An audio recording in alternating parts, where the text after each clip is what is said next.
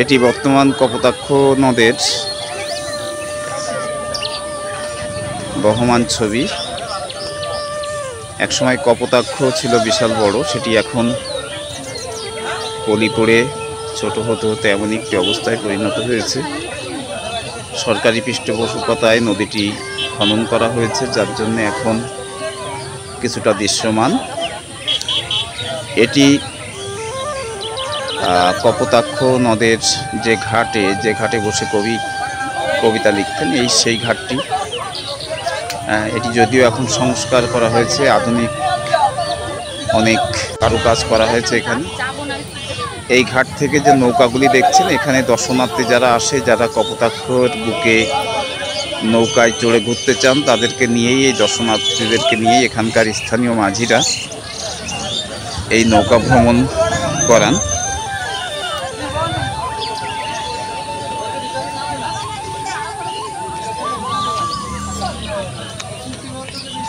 দেখতে পাচ্ছেন এখানে যতদূর দেখানো যায় কপোতাক্ষ বয়ে চলেছে ততদূরই।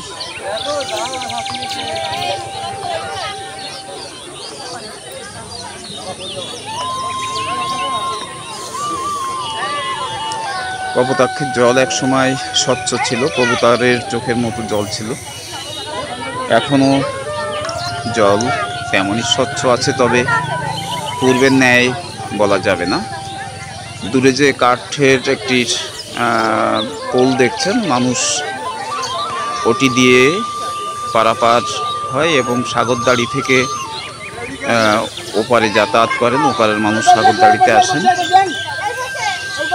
এই বাধাঘাটটি সরকারি পৃষ্ঠপোষকতায় নতুন রূপ দিয়েছে।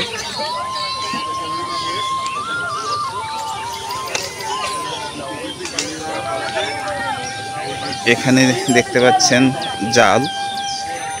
এখানকার কপোতাক্ষ পাড়ের জেলেরা এই জাল দিয়ে মাছ ধরেন এবং তাদের জীবিকা নির্বাহ করেন এটির মাধ্যমে। এখানে গড়ে উঠেছে শ্বশুরবাড়ি ক্যাফে, খুব সুন্দর নাম, শ্বশুরবাড়ি ক্যাফে বা চলো যাই ক্যাফে ওয়েলকাম। এখানে ওয়েলকাম জানালেও এখানে কিন্তু পয়সার বিনিময়ে কেউ কেউ বলে থাকেন এখানে খুব চড়া দামেই জিনিসপত্র কিনে খেতে হয়। তারপরেও যারা মধুর জন্মভূমিতে আসেন, মধুকবির জন্মভূমিতে আসেন, তারা মূলত পয়সার কথা চিন্তা করেন না। এমন ক্যাফে এবং রেস্টুরেন্ট এখানে রয়েছে। আমি যেটি আপনাদেরকে বলেছিলাম,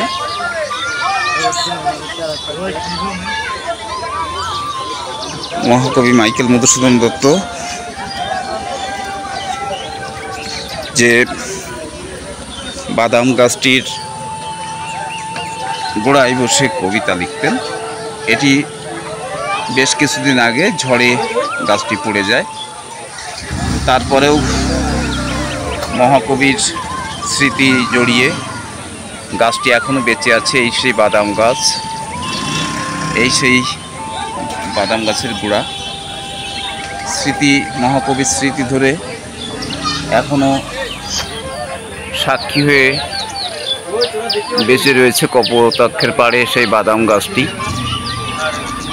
কত বয়স তা আসলে নির্দিষ্ট করে এখানেই কেউ বলতে পারেন না এই গাছটির বয়স কত হবে, তবে অনেক পুরাতন গাছ এটি।